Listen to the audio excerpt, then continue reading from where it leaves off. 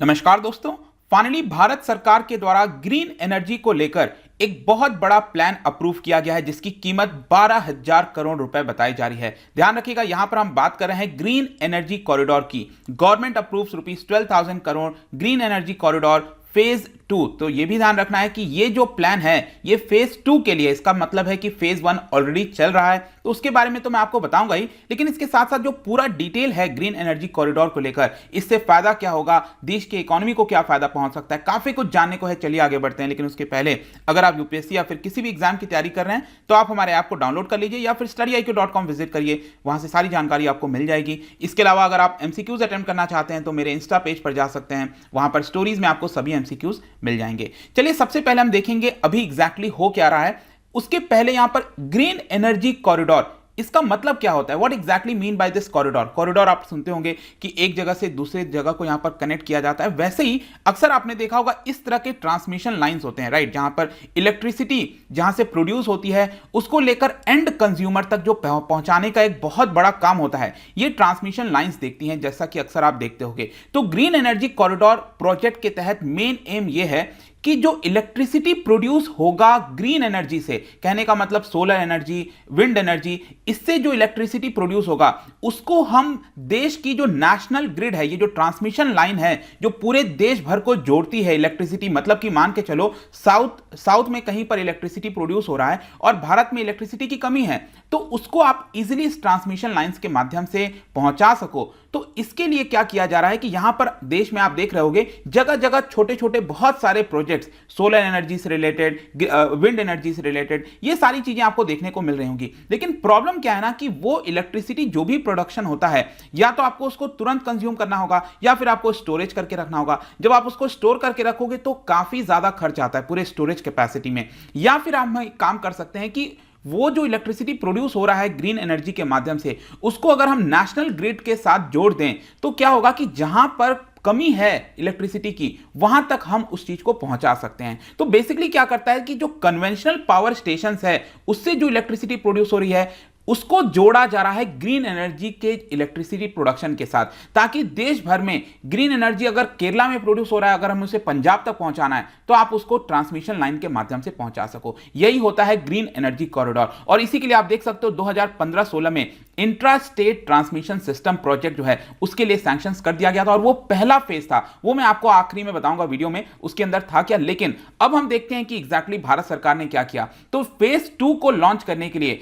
12,031 करोड़ का प्लान जो है, ताकि इंफ्रास्ट्रक्चर बनाना पड़ेगा। आप खुद सोच के देखिए, इतने बड़े बड़े प्रोजेक्ट्स होते हैं, तो अगर आपको इस तरह के ट्रांसमिशन लाइन बनाने हैं ताकि ये मेन ग्रिड तक पहुंच सके, उसके लिए बहुत बड़ा इंफ्रास्ट्रक्चर चाहिए। और इसी की वजह से यहां पर 2030 तक का जो हमारा एम है कि ग्रीन एनर्जी देश में ज्यादा प्रोड्यूस हो, इसकी की वजह से cabinet committee on economic affairs, ध्यान रखना, cabinet committee on economic affairs ने ये जो इन्वेस्टमेंट है उसको अप्रूव कर दिया है।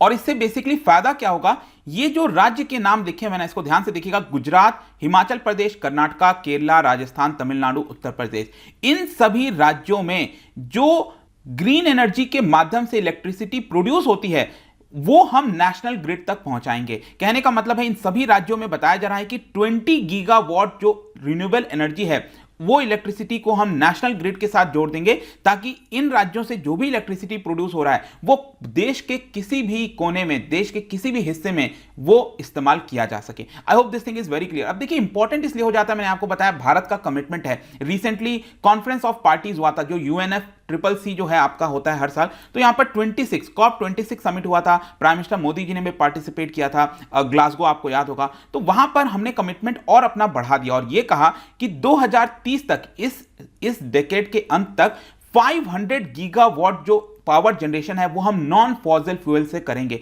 नॉन फॉसिल का मतलब हो गया वाटर या फिर सोलर, विंड, इस तरह के, इससे हम करेंगे। और 50% जो हमारा एनर्जी रिक्वायरमेंट है वो रिन्यूएबल सोर्सेज के माध्यम से आएगा। अब इतनी सारी चीजें अगर हमें करनी है तो जाहिर सी बात है कि जो भी प्रोडक्शन हो रहा है उसको हमें नेशनल ग्रिड के साथ जोड़ना है, और इसीलिए ये उसको फुलफिल करने में मदद करेगा। आप देख भी सकते हो, सेंट्रल इलेक्ट्रिसिटी अथॉरिटी ने एस्टिमेट किया है कि 2030 तक भारत को करीब 1817 गीगावाट जो पावर की रिक्वायरमेंट है वो होने वाली है।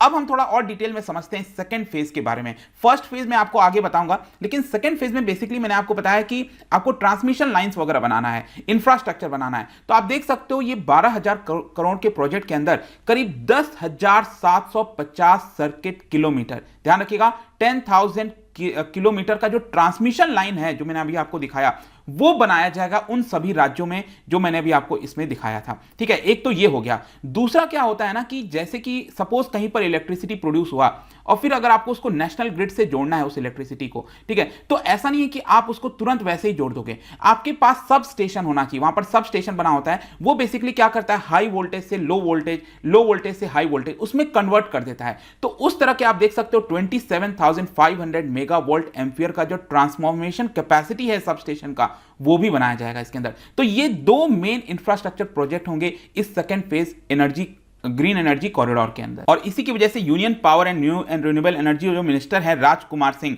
उनके द्वारा बोला गया कि इसकी वजह से जो इकोनॉमिकली सस्टेनेबल ग्रोथ है वो देश की हो सकेगी, जो देश की एनर्जी सिक्योरिटी है वो हम इससे मीट कर सकेंगे। In fact prime minister Modi ji ने भी इसको लेकर ट्वीट किया था और कहा था कि इसकी वजह से भारत का जो स्ट्रेंथ है एनर्जी सेक्टर के अंदर वो बढ़ेगा और एक प्रकार से आप कह सकते हैं एनवायरमेंट फ्रेंडली जो ग्रोथ है वो भारत उसकी तरफ अग्रसर हो रहा है। अब एक और क्वेश्चन आता है कि ये फर्दर किस प्रकार से हेल्पफुल होगा। एक तो मैंने आपको बता ही दिया कि यहां पर किस प्रकार से जो भी इलेक्ट्रिसिटी प्रोड्यूस हो रहा है, चाहे छोटा ही इलेक्ट्रिसिटी क्यों ना हो, उसकी क्वांटिटी कम क्यों ना हो, उसको हम आसानी से फिर नेशनल ग्रिड के साथ जोड़ सकेंगे, राइट।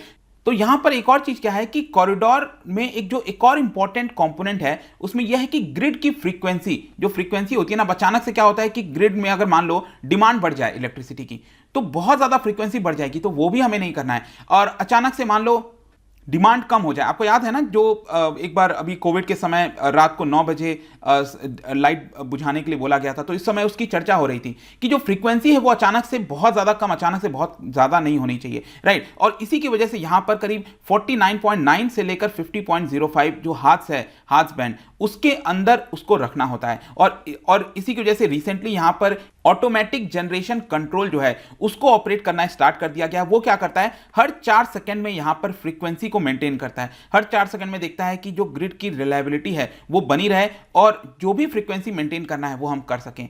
तो ये जो भी इंफ्रास्ट्रक्चर बनाया जा रहा है उसके अंदर ये भी पर्टिकुलर कंपोनेंट शामिल है। अब ये जो पूरा प्रोजेक्ट है 12,000 करोड़ का, ध्यान रखिएगा ये सिर्फ सेंट्रल गवर्नमेंट का नहीं है, ये स्टेट की भी जिम्मेदारी होती है और इसलिए 1/3 जो पैसा है मतलब 4,000 करोड़ ये सेंट्रल गवर्नमेंट देगी और बाकी का जो राज्यों से गुजर रहा है वो भी अपना कंट्रीब्यूट करेंगे। और ये जो पूरा प्रोजेक्ट है वो 5 साल के लिए है, मार्च 2026 तक इसको कंप्लीट किया जाएगा ऐसा बताया जा रहा है। तो ये तो हमने पूरा समझ लिया, लेकिन एक और क्वेश्चन आएगा कि ये पहला फेज क्या था। देखो पहला फेज 2015-16 में लॉन्च किया गया था और इन राज्यों में आंध्र प्रदेश, गुजरात, हिमाचल, कर्नाटक, मध्य प्रदेश, महाराष्ट्र, राजस्थान, तमिलनाडु, और यहां पर करीब 24 गीगावाट ऑफ रिन्यूएबल एनर्जी को जो है वो सप्लाई हम कर सकें। जो सेकंड फेज है उसमें मैंने आपको पहले ही बता दिया था 20 गीगावाट भेजा जाएगा, इसमें यहां पर बताया गया है 24 गीगावाट। और इसमें आप देख सकते हो 9,700 किलोमीटर का ट्रांसमिशन लाइन, सब स्टेशन भी बनाए जा रहे हैं और इसकी वर्थ करीब 10,000 करोड़ की थी, लेकिन ये वाला जो फेज है उसकी वर्थ 12,000 करोड़ है। ऑब्वियसली बात है इन्फ्लेशन वगैरह भी इसमें जुड़ जाता है। और इसमें आप देख सकते हो कि रिसेंटली जो पावर मिनिस्टर है उन्होंने कहा था कि 23 इंटर स्टेट ट्रांसमिशन सिस्टम वगैरह हमने स्टार्ट कर दिया है, उसको अप्रूवल दे दिया है 15,000 करोड़ का। इसके अलावा हमारा अगर आप इस समय नॉन फॉसिल बेस्ड अगर आप देखोगे कैपेसिटी वो 157 गीगावाट के आसपास है, मतलब कि जितना भी हमारा एनर्जी रिक्वायरमेंट है उसका 40% हम अभी नॉन फॉसिल फ्यूल से कर रहे हैं। और उसमें सोलर, विंड, हाइड्रो पावर का कितना है ये आप यहां पर देख सकते हो, लेकिन अल्टीमेटली आप कह सकते हैं कि ये 50% अचीवेबल है अगर ये सारी चीजें ढंग से हो पाए। फर्स्ट फेज का यहां पर काम लगभग कंप्लीट हो गया है, अभी 1 साल के अंदर इसको कंप्लीट करना पड़ेगा क्योंकि आप देख सकते हैं जो ट्रांसमिशन लाइन है 8,405 किलोमीटर का बन चुका है, इसका टारगेट है 9,700 किलोमीटर का। और सब स्टेशन थोड़ा सा पीछे है लेकिन ये भी कंप्लीट हो जाएगा, 2022 तक कंप्लीट करना होगा। और इसके अलावा भारत में कई सारा फॉरेन डायरेक्ट इन्वेस्टमेंट आ रहा है ग्रीन एनर्जी को लेकर। आप देख सकते हो पिछले 6-7 वर्षों में $7 बिलियन से भी ज्यादा आ चुका है। पिछला फिस्कल ईयर में ऑलरेडी $797 मिलियन भी आया था। तो इसकी वजह से यहां पर क्या हो रहा है कि ग्रोथ आपको देखने को मिलेगी।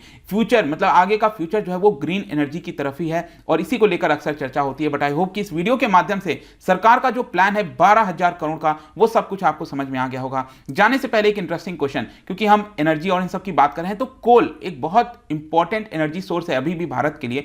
कोल से रिलेटेड 2 स्टेटमेंट है, बताइए कौन सा करेक्ट है। इसका राइट आंसर आपको पता ही है, मेरे इंस्टाग्राम पर तो मिलेगा ही, वहां पर अगर आप नहीं हो कोई बात नहीं, टेलीग्राम से भी ले सकते हैं इसका सही उत्तर। मैं कई सारे एमसीक्यूज यहां पर डालता रहता हूं स्टोरीज के फॉर्म में, आप जाकर प्ले कर सकते हो। बाकी अगर आपको पीडीएफ चाहिए तो टेलीग्राम पर आइए, बताइए। अलग अलग सोशल मीडिया पर भी आप जुड़ सकते हैं। साथ ही साथ यूपीएससी या फिर किसी भी एग्जाम की तैयारी कर रहे हैं तो ऐप को डाउनलोड करिए। आई होप कि वीडियो आपको पसंद आया होगा। मिलता हूं आपसे next time. Till then, thank you very much, see you soon.